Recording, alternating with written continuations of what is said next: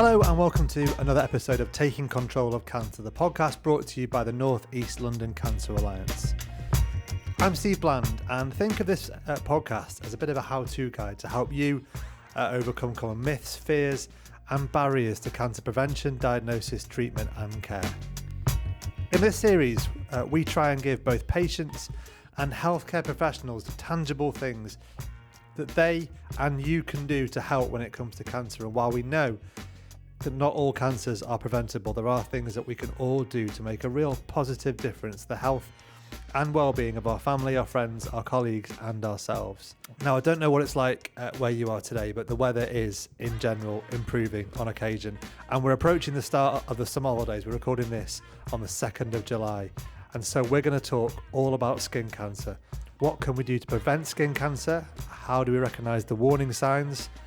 What does treatment look like? And we'll also talk about some of the amazing work going on right here in North East London to revolutionise the way skin cancer is diagnosed.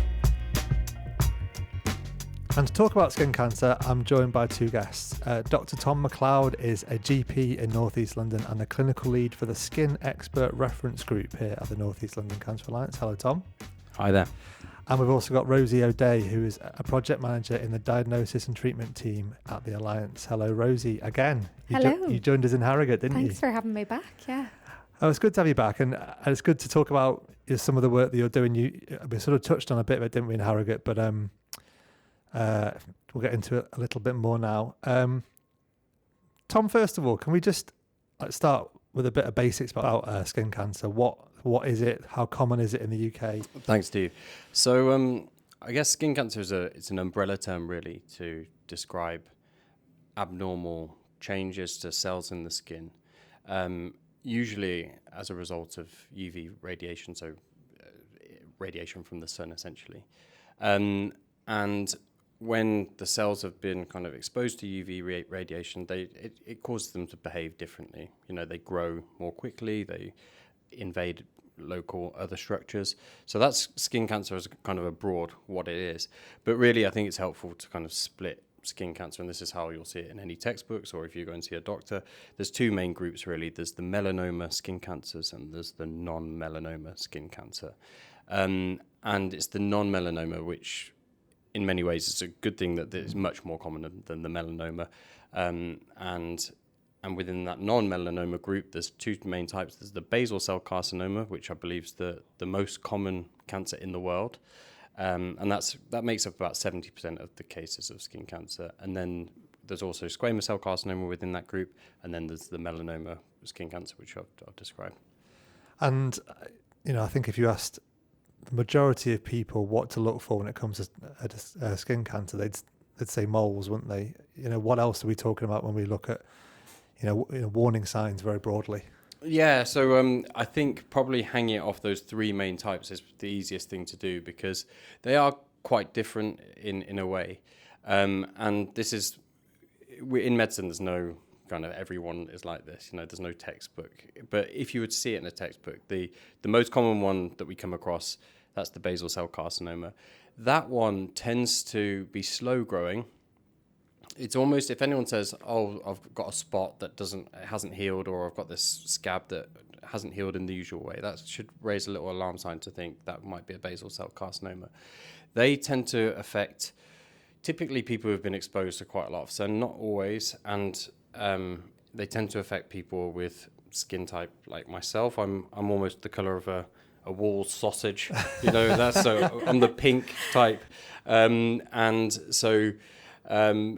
But yeah, so basal cell carcinomas, they're slow growing. They tend to have this nice rolled pearly edge. And I was on the cycle here, I was thinking, how would you describe that? But I was thinking, like a roll top bath, like a white bath. Yeah. If you ever see someone and you think, oh, that little edge of that thing is just catching the light.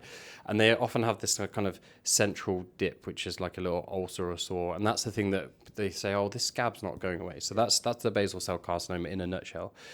Then you've got the squamous cell carcinoma. That tends to present quite quickly. They're often quite rapid growing, and patients often say they're painful. Basal cell carcinomas aren't typically painful, even though they bleed. Squamous cell carcinoma, someone says, this thing has grown quickly, it's painful, and they're often quite firm. So that's the squamous cell carcinoma. And then the final one, which is the mole thing that you mentioned, that's the melanoma, and that's the funny looking, odd looking mole that's changed shape or has got new colors. People often mention it's gotten itchy or it's got new colors. So melanoma is the one that we most worry about probably, and that's the funny looking mole. But if we're talking quite general to people, what to look for? Okay, so speaking generally, basal cell carcinoma, the wound that you thought was going to heal didn't heal. Go and get that checked out. Squamous cell carcinoma, that's something that's growing fast and it's painful. Melanoma is the funny looking mole that catches your eye, catches your partner's eye, catches anyone's eye. We're looking for changes, aren't we? We're looking for changes, but also I think it's helpful to, as human beings, we're so good at kind of filtering out things that are normal. You know, if you've got an extractor fan in the background, you will ignore that. If your extractor fan stops working, you know, you think, hang on, so what's that funny noise? And someone else will come into your house and like, if you notice that funny noise, it's the same thing with visual information. If you see something and you think that catches my eye, that's weird or interesting, get curious, because you may be onto something. You know, it might just be a funny looking. There's something called a seborrheic keratosis, which is like everyone gets them, and they can look quite weird. But if you think that looks weird, just go to your doctor, try and get them to be curious, and they'll examine it. And if they've got any concerns, they'll refer you on.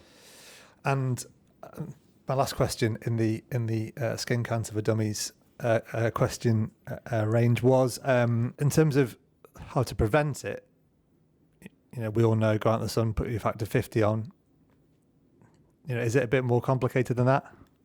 Well, I like the fact that you started with "we all know." Do we all know? Well, I guess our campaign shoehorned in the campaign early.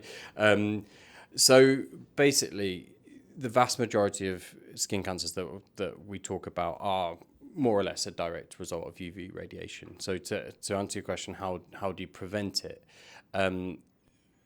Skin cancer has a habit of kind of aligning itself to the alphabet, so A, B, C. So I would say in the first instance, avoid the sun where you can. Obviously, I don't want you to kind of go and hide in the dark in the summer months, but be sensible. You know, between 11 and 3 in the summer months, that's when the sun is strongest. And you can use the UV index. That can be really helpful. Most weather apps will like have the UV index, the newspaper, look for it, and sometimes they'll even flag it when it's going to be high. Typically, if the UV index is over 3, put sun cream on for sure. So that's for A for avoid. B is for broad-rimmed hat. Now, I know they're not to everyone's taste, but just anything which can cover your face, because the skin on your face is typically quite sensitive, and we're in the sun, so that's for B. And then C is for cream. Obviously, we've talked about that. Clothing, again, not very sartorial, but there are SPF impregnated clothes. So if you're going on a big hiking holiday or something, look for that. And cover up, that would be the other C. So A, B, C, avoid, broad-rimmed hat, cover up, cream. That's how to prevent it. I should say there are other types of skin cancers which aren't related to UV radiation, and I'll just it's helpful to know, and they tend to be more common in darker skin types, but that's more to do with genetics and family rather than UV radiation. And typically there are changes in the nails and on the palms and the soles of the feet. Okay, I just thought it'd be remiss not to mention those. So interesting, isn't it? Because I said, and you rightly picked me up on it, you know, everybody knows. I actually really know very little about skin cancer other than you look for moles that have changed. And I've actually done podcasts before on skin cancer, and I couldn't even have told you half the stuff you just said. And I guess, Rosie, that's your job, isn't it, to do the education bit on you know, some of the things to look out for, some of the ways you can minimise your risk. Yeah, absolutely. And I think that's why we were so keen this year to go ahead with our London Get Sunset campaign. So that campaign aims to raise awareness around, you know, what to look out for in any changing moles or lesions that Tom's just described. Also those preventative measures that you can take as well. So we're taking to the streets of northeast London. Fantastic. And we're going to have an education van, which is going to be really important in terms of educating the public, providing them them with educational resources to ensure that they know what to look out for, and then just getting out and kind of talking to people as well, gauging what their current understanding is, and hopefully we can kind of make a difference and leave people thinking, God, I've really learned something today about how to kind of protect my skin. If you have any top tips on how to get sun cream onto 2-year-olds, I'd be very, very, very keen to learn. Yeah, they've got so many of those new applicators coming out, and I've heard that they're quite good. Right. I've seen a few on Dragon's Den as well. So, right, you can get all sorts of sun creams now, can't you, Tom? And I wonder how, when I'm spraying our 2-year-olds with, I have 2-year-old twins, but I'm spraying them with, the sort of deodorant style, the aerosol, I always sort of wonder how much coverage they're actually getting, compared to just getting one that you rub into the skin. So I'm going to chime in here with saying, the first rule, I've got 2 children as well, one's 3.5 and one's 19 months. First rule is deep breaths. It's a battle, and I've gone around the houses in trying to find ways of how to empower and make putting sun cream on fun, because it's notoriously not fun. I mean, I struggle with my partner to encourage her to put it on, but let alone my 3.5-year-old. But I think the first thing is, be patient. Try to lead by example. So show them, that it's important, just like brushing your teeth. I often go first because I'm very happy to be covered in the stuff, albeit slightly ham-fistedly. So, I mean, I've done other things, turn it into face paint, war paint, leopard spots, just try and involve them like anything really. And the biggest, most recent one, and this ties in with the whole applicators thing, is the roll-on I found has been the most successful. Because there are the sprays as well, but I think their hands aren't quite big enough to use the sprayers yet. I think, but stick with it. I think also just build it into routines, brushing teeth. I think with summer holidays in mind, just every time, almost once you've got to come out the pool or the sea or whatever you do, or the paddling pool, you could get dry and then reapply. You can always come up with a little. That's a big challenge, isn't it? And I'm sorry to use this session as me asking questions on how to protect my children, but that's a really big thing, isn't it? Like how, we're in the paddling pool the other day in the back garden. I'm thinking, how often do I need to reapply it to them when they're dipping in and out of the pool, and then should they have hats on, because a boy and a girl, and a little girl, like, she gets it. You can explain it to her. A little boy just will not put a hat on. He has this really thin kind of blonde hair, and then if they maybe haven't got as much sun cream on as they should, how long is too long in the sun? All these questions I really don't know the answer to. Tom, help. Yeah, so I mean, it's music to my ears.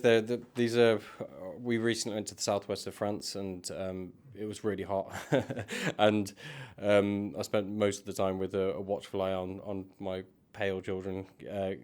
My wife is half Irish. Okay, well then, genetically we have pale children. In that respect. We have pale children. I think it comes back to that ABC thing again. Try and go in the sun when it's not going to be its most intense. Hats are a nightmare because they just take them off almost immediately. If you can get fantastic SPF impregnated ones, which if you can encourage them to wear it, then tell me your secret. But but and then in terms of it's just avoiding, trying to be sensible. If you think, hang on, this feels like we've both been in the sun quite a lot, try and find something else to entertain them. And then obviously in terms of the sun cream, obviously make sure you put the sun cream on before you go out in the sun. It works immediately. I think there's a bit of a myth about, you have to put it on half an hour. You don't. So just put it on and you'll get immediate protection. And then I think the kind of party line is, as soon as they've been in water, reapply. So I just think for me, my mantra now is just going to be, you're dry with the towel, we're putting it back on. Oh, that was going to be my final point as well. If in doubt, if you've gone around the houses in terms of, tried to make it entertaining or whatever, I think it comes to a point of being a parent. Sometimes you just have to strong arm certain things, and that's what we do with our little boy. Yeah, I think you have to hold him down sometimes. Yeah, exactly. I think it's so difficult. They won't thank you now, but when they're 18 and they've got perfect, pristine skin and they're not covered in moles or hopefully not skin cancer, then they'll thank you for it. But we have all these questions though, Rosie, don't we? And when you go out and you talk to people, do you find like a lack of understanding first of all the things that Tom's been explaining, but also just a lack of education around like what they're supposed to be doing? Yeah, I mean, personally, since starting this campaign, I have learned so much. And I think there's a lot of myth busting that we can do with the general public as well. Like, I remember hearing, you know, the kind of word on the street being, before you go on a holiday, go and hit the sunbeds because you'll get a base tan and then you won't burn on holidays and it's actually better for your skin, which is a complete myth. And it's something that you and I have spoken about before, Tom, as well, that we just need to really dispel that, particularly amongst young people, I think, because the damage that they're going to do to their skin is just, you know, really, really bad. Do we need to ban banning sunbeds? Would that be the thing to do? well, that's what they've done in Australia. I read that just recently, which I mean, sounds a bit draconian, doesn't it? But that is, as I've mentioned before, UV exposure is one of the biggest, is the single most biggest risk factor. So yeah, I think that's probably would get my vote anyway. Yeah, and I think as well, you know, it's only when you've had a bad burn on holidays or even in the UK that you really think, gosh, I need to start taking precautions. Like, I carry a little Boots SPF spray in my handbag now because I got such a bad burn one day in the park in the UK and couldn't sleep that night, was hallucinating, all sorts, and ever since I've carried that little SPF. And it's a shame that sometimes it takes such a bad burn for you to put these things in place. I can make me think of bad burns as a child and watching my dad get badly burnt on holidays and things. I can remember I worked in this is awful, I'm even admitting this, I worked in Menorca when I was younger, in my early 20s, and we used to have a rule: you couldn't put sun cream on for the first 15 minutes just because we were trying to get a tan. And it's like burn for 15 minutes and then you put your sun cream on. And I look back and I think that's just so stupid. Yeah. It is, but that still happens to the day, you know. And despite all of the, maybe not next summer because of the success of the campaign, but yeah, the first burn, the base tan, all of these kind of things. I think it's human beings and any kind. I'm a GP, so it's all about health promotion, really. You know, how many times does it take to get burnt until you learn your lesson? I think I was in denial for probably a good 25 years that, you know, I will go that nice sweet golden brown that everyone wants. Just get that 25-year base tan. Exactly, yeah, and it never came. And now I realise actually being red, it never looks good. Skin cancer doesn't look good. I mean, I when I was 16, I went to Alicante as a post-GCSE kind of hurrah, and on the penultimate day of the holiday I put on some school issue swimming trunks. You know, the inner aspect of my thighs have never seen the sun. They weren't ready for the sun of Alicante, and they you know, and they went bright red. I mean, I just look back and think, what was I thinking? That was never going to end well. It's just terrible, isn't it? So yeah, so listeners, learn from our collective mistakes. If you've got skin that probably burns, it's going to burn. It's rarely going to look good. And be thorough, I think, as well. To see some people putting sun cream on, this is the challenge that we have with our kids, is like, you might just do a botched job because it's the best you can do. And I can remember, I worked abroad quite a bit when I was younger, and I worked in Brazil for a while, and I can remember the top of my ears getting really, really badly burnt. They were all going blackened because they were just, you'd forget to put sun cream on that little bit all the time. There's another lad I worked with who didn't put sun cream on his feet, and he got blisters all the top of his feet. And it's all those areas. Maybe I don't know. You tell me, Tom. Are some of those less accessible areas? Are they quite commonly common areas for skin cancers? Absolutely. So almost by default now, it's kind of a muscle memory. If someone comes in and they think they've got a basal cell carcinoma on the face, I always immediately look at the tip of their ears and their scalp, because these are the areas that do catch the sun, and they're just, you'll almost always find something, or always find, and that's kind of ties back in with the power of the hat, because then you don't have to worry about those areas or awkward hard bits to reach. So yeah, I think hats really, really help in that respect. But yeah, they are the tip of the nose, tip of the ears, scalp are common places for not just skin cancer, but there's something called an actinic keratosis, which is almost like a precancerous lesion or condition. And yeah, if you've got someone with pale skin type who's spent a lot of time in the sun, they're 10 a penny. You will look at their scalp and they'll have loads of them.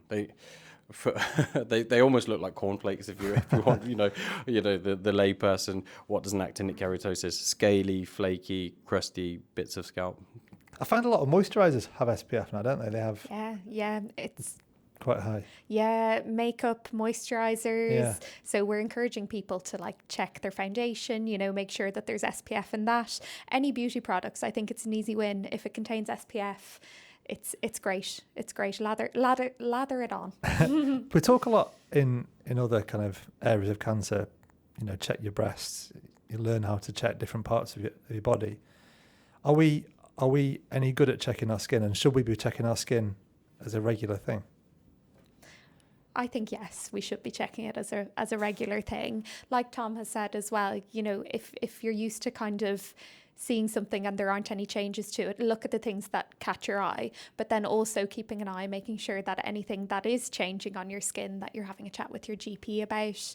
I'm a very moly person myself as well, so I do keep a really close eye on it.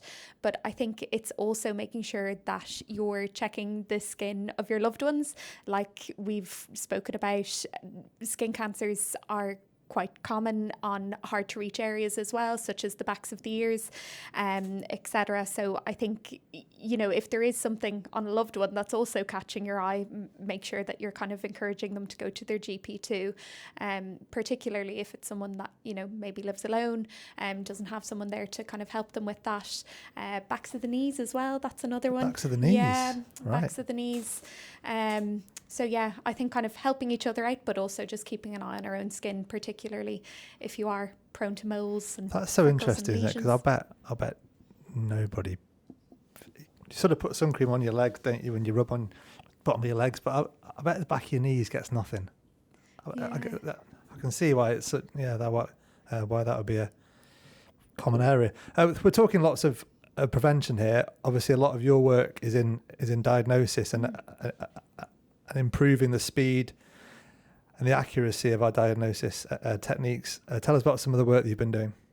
Yeah, absolutely. So we have been, over the last couple of years, implementing a thing called teledermatology, which is basically where a patient can have a photograph taken of a suspicious looking mole or lesion, and that can then be shared with the dermatologist, and the dermatologist looking at that image can decide, whether more attention is needed, or perhaps whether there's nothing to worry about and the patient can be discharged back to the GP.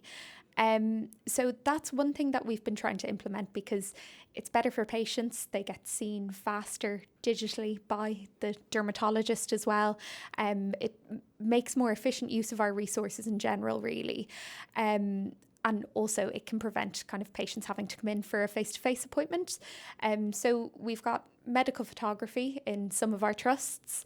And then we have in City and Hackney, we've just introduced a software called Isla, which is a digital platform where GPs in City and Hackney are taking photos using a dermatoscope tool, which is kind of like a magnifier for skin lesions, really, isn't it? So they're using that tool to take photos of these lesions and moles, and they're submitting them via Isla to the dermatologists who can review it, and they can, give an answer back quicker than if a face-to-face appointment was necessary. And AI. Yes. AI is. We touched on this in Harrogate, didn't we? I think we did. But just tell us a bit more about the work you're doing with AI. Yeah, absolutely. So, we've been working with Barking and Dagenham Together First CIC and Skin Analytics to implement AI in a community setting. So, patients would, go to their GP with a suspicious lesion or mole, and they can be triaged to this AI clinic. So at the clinic, they have a photograph taken using this dermatoscope, like the magnifier that we were just talking about. They have a photo taken with that. It's submitted on the software, and the AI analyzes the photo of the lesion, and it would give a report to say whether, this needs to be looked into a bit further, or whether the patient can be discharged. So that's second checked at the moment by a clinician. So we're kind of going to be evaluating that pathway as well, just to, make sure that it's the best option for patients. So that's kind of the work we're doing at the moment with AI. So, yeah. Really exciting, Tom, isn't it? It is really exciting, yeah. I think, it's an emerging world, and AI seems to be doing everything. It's designing whatever. It seems that AI can do everything, run your bath if you like. But no, so it is really, really exciting that AI is emerging, and it's being proven to be a very effective tool. Obviously, it's early days in kind of how it's going to best be utilised, where it fits, whether that's in secondary care or primary care, and that's why this pilot is going to be really helpful. I think we should probably also mention that we're also doing work to alongside AI to kind of educate GPs who, we're in the current kind of pathway. If a patient's got a worry about a mole, the default position is to go and see your GP. In an ideal world, that GP is going to have had good experience and dermoscopy training. That's how to use this dermatoscope, and that's not always the case. I think in medical school we get about 2 weeks, and then it's crazy how little dermatology training medical graduates get, and then it's not much better in general practice training either. Dermatology is not really one of the recognised rotations. So in essence, it'd be no fault of their own, but you could get a GP who's basically got very limited dermatology experience. So we've been very fortunate to be able to sponsor 150 GPs to go on a dermoscopy course, which is happening. We had our first one a few weeks back. There's going to be a couple throughout the summer. So if you've got any North East London GPs listening, contact Rosie, because we've got spaces on the upcoming thing. But this is a kind of long rant, I guess, to say that, and it's really a comment on AI and how it fits in healthcare anyway. Where do humans fit in that conversation? And it's something I spend a lot of time thinking about as a GP. And I think it's important in this preliminary stage that we continue the kind of basics of training in history and examination, and then utilising amazing technology as and when it comes around. At the moment, we do have a second read for when patients do have that AI analysis as well. So there's definitely still that kind of human element to it.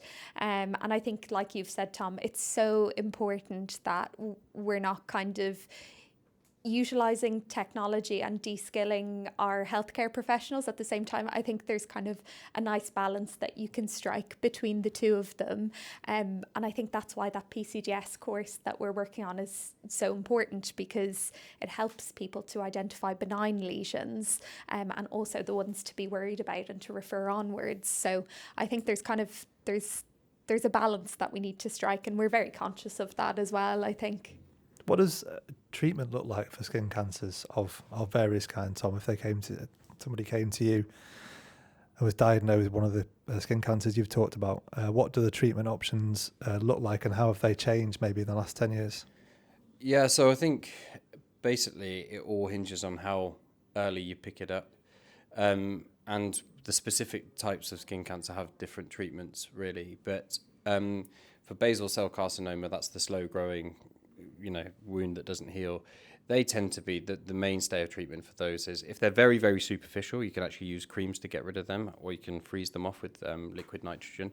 But if they're slightly deeper, so essentially you take a biopsy and that confirms it's basal cell carcinoma, and then you can just excise the lesion, and then once it's excised, that's it, done basically. They don't tend to kind of metastasize or invade locally. The squamous cell carcinoma is the same. Again, essentially most of them you just chop them out, for want of a better phrase. The ones that have spread, so that tends to be squamous cell carcinoma and melanoma, there are more kind of novel treatments, whether that's immunotherapy, chemotherapy, radiotherapy. Those are all modalities currently used, and that's massively changed the face of kind of melanoma treatment, because people are surviving these diagnoses that historically they probably wouldn't have. But I think all of those lesions, if you pick them up early and they haven't spread, then the treatment's always the same. You can just excise them, and that's the treatment complete. So I think the take-home point is, if you see something, don't sit on it, just go and see your GP, because the sooner we treat, the more likely you won't need any of the further treatments, and more likely, the outcomes are going to be better. And I think that's testament to the amazing work that's been done in Australia. Now their outcomes are better than in the UK, despite having, sun all year round, and more cases of melanoma. But their public health campaign was incredible. Slip, slap, stop. Everyone knows what to look out for. They present early. They cut out, they excise these lesions, and then they don't get to that more advanced stage. That's interesting, isn't it? Because I wonder if someone, somebody British, probably puts on sun cream in 30 degrees in Australia, but probably wouldn't put it on in 30 degrees here. I wonder if there's I imagine there's a lot of people that would probably not put sun cream on in this country. Yeah, it's just the UV deniers, I guess. Yeah. The UV is UV, whether it's in Australia or the UK. Yeah, if your skin's going red, you're being burnt, and burn is like the kind of hallmark of damage, really, and burn is like the big risk factor for skin cancer. Do you find that, Rosie? People say, no, don't need it in this country. I think, and having been guilty of this in the past, I think we massively underestimate the sun over here, and in Ireland as well. Yeah. My partner's Australian, and he is the most sun smart person I've ever met. Going out to play cricket, he's got the zinc, he's got the hat, he's always in a cap. It's just, I think, instilled in the younger generations from very, very early on in Australia. And I agree. I think that campaign, the Slip, Slap, Slap, was just incredible work. Yeah, I've got a wife who burns in 15 degrees when it's cloudy, so we're pretty sun aware in our house. But I think it's, so much of the stuff you were talking about, Tom, I think back to my childhood and I'm like, what were you doing? And the thing is, you can't be too hard on yourself, because we're always learning, aren't we? And you make mistakes when you're young, but you still are young, Steve. I think that's it's almost almost that thing about kind of secondary prevention. And some people, smoking's another good example. It's like never too late to stop. It's never too late to just start using the things that we talked about. Avoiding the kind of really intense heat. Wearing the sun cream, wearing the hat, wearing the clothing, being aware of the skin changes. But yeah, I mean, I've been burnt loads, and I'm probably going to get skin cancer at some point in my life, because of that. And so, and that's not to be flippant. That's just to say it's a very real possibility. Does it take time for them to come up sometimes? Like you say, you did enjoy a lot of sun in your youth. Can it be 10, 15 years on before you see it? Yeah, absolutely. So they tend to present in the kind of older years, but I mean, just this week I also work in Homerton doing dermatology there and skin cancer clinics, and I've seen 2 30-year-olds with basal cell carcinomas, so it happens. And it's just, but you can start today, I recently was given as a freebie Factor 100, and there I was in March on Chatsworth Road, with very proudly applying my Factor 100, and one of the dermatologists actually saw me and said that it's probably not necessary. So, but yeah, I think use the. But UV. Is there a level that is? Should we be over 20, I think or 30 is the 30? Yeah. 100 is if you've got any kind of skin condition which is quite photosensitive, so things like rosacea. But over 30 is. But over 30, I would say that should be a safe bet. I don't know, Steve. Is this a good time to do a deep dive on sun cream? Let's have a deep dive on sun cream. Yeah. Because recently I went on holiday. My partner will be listening to this and rolling her eyes because I'm forever banging on about sun cream. But on this holiday in Biarritz, I spent 10 minutes walking to the beach, kind of talking about. So this should be fairly well rehearsed. But essentially, take us back to the walk to the beach. Take you back to the walk. So there's a lot of information on sun cream bottles. I think that's to say, and a lot of information up until about 6 months ago. I had absolutely no idea what most of it meant. And this kind of ties in with what we're talking about, what is the appropriate level of SPF. And so to answer that one, SPF protects you from UVB. UVB is a type of radiation from the sun that burns you. So this is what I was saying about the alphabet helps. So you've got UVA, that's ultraviolet radiation that goes deeper into the skin. It tends to be the one that ages you. A for age. It's the one that if you see someone who's been spent a lot of time in the sun, 80 years old, and they've been to Tenerife every summer, their skin, for want of a better word, looks saggy, and that's because the collagen has basically been battered over all of those years by UVA. UVB is the one that burns you, B for burns, and that's the one that's covered by SPF. So what's the difference between factor 15, 30, 50? I often get asked that. Essentially, there's two things. Firstly, what is SPF? SPF is about how long extra you can spend in the sun before you'd get burnt. So if it, let's use me as an example, if it takes me 10 minutes to get burnt by standing in like midday sun, factor 15 means I can spend 15 times longer in the sun. So I could spend 150 minutes in the sun until I started to get burnt. Factor 50 means I could spend 500 minutes in the sun, because it's 50 times the 10 minutes. Not taking into account going in the water and stuff. Exactly. So then people say, well, if it's 500 minutes, what's that in hours? It's like, I can't even do the math, it's like 9 hours maybe. Yeah. So no, so you have to reapply. And this kind of touches what you're saying about, it gets put on in a kind of haphazard way. I listened to a talk recently where someone said, basically, if you're putting on factor 50, that's done in a laboratory, where they apply it perfectly, almost like with a brush. So it's almost drop it down to the next level, because if you think you're putting on factor 50, you're probably actually putting on factor 30, because you're going to miss a bit. Similarly, it doesn't account for sweating, so it doesn't account for going in the water. So therefore, reapply every couple of hours is the party line. So that's SPF. SPF only refers to UVB, and that's the one that burns you. UVA is also covered on the bottle, and this is the thing that I didn't quite realize. There's a few different kind of scoring systems, I guess, but the two main things you can look out for is either on the bottle you'll see UVA and it will have a circle around it, and that will essentially give you enough UVA protection. To get the circle around it, the cream has to have at least a third of the protection. It protects you from SPF, so UVB. But if you really wanted to get the kind of belt and braces, there's also a star system, and it's anywhere between 1 star and 5 stars. And 5 stars is essentially, I think it's like 96 to 100% protection from UVA. Right. So in short, on the bottle, you're going to get some information will be about SPF, which is about UVB. Some of the information it will be about UVA. So look for those two things, because then you'll get the best possible product for you.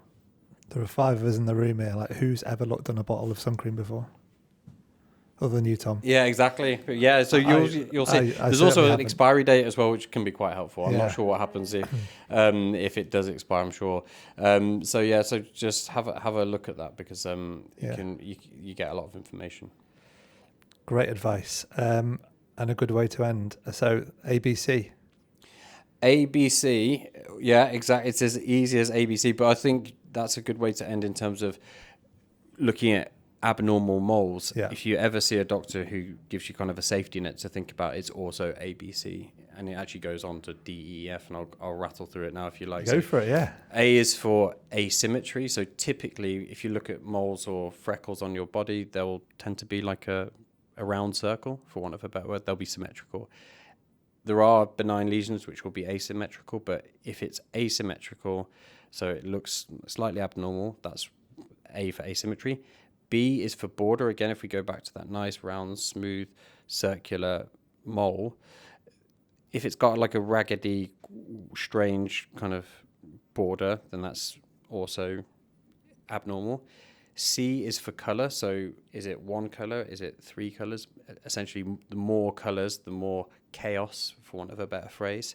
And that's a red flag sign. D is for diameter. So anything typically more than 6 or 7 millimeters, depending on which reference. But so small things don't tend to be cancerous. They can be. So it's not, none of these things are kind of in isolation, but typically D is for diameter. So anything more than 6 millimeters. E is probably the most helpful, I think, and that's for evolving. So is it changing? Because cancer, as we know, grows, it changes, it moves into other things, so you're going to start seeing things. And then F is for funny looking, and I think people always kind of smile. And it's that medical term. Well, yeah, exactly. It's very technical. Yeah. But essentially, that's the one that another phrase is the ugly duckling. You know, the one you look at someone's back and you think that doesn't look right. That one stands out, so that kind of pricks your ears up as well. And then there's this other kind of thing called EFG, which is elevated, firm, and growing. That kind of ties back to what I said about squamous cell carcinoma. If you've got something which is like feels hard, it's above the skin, so it's raised above the skin, not like a mole which will be flat to your skin, and it's growing. That's another kind of prompt. So A, B, C, D, E, F, G, asymmetry, border, color, diameter, evolving, funny looking, elevated, firm, or growing. There you go. In a nutshell. There we go. Lots to think about, and I've learned loads just sitting here today. It's been really interesting. Thank you so much, both of you. Thanks for having us. Thanks very much. If you want to find out for yourself what the Cancer Alliance is doing about skin cancer, the Alliance is hosting a sun awareness event in Victoria Park in Hackney, starting at 11 o'clock on the 19th of July. This is all part of their London Get Sunset campaign to raise awareness of sun safety.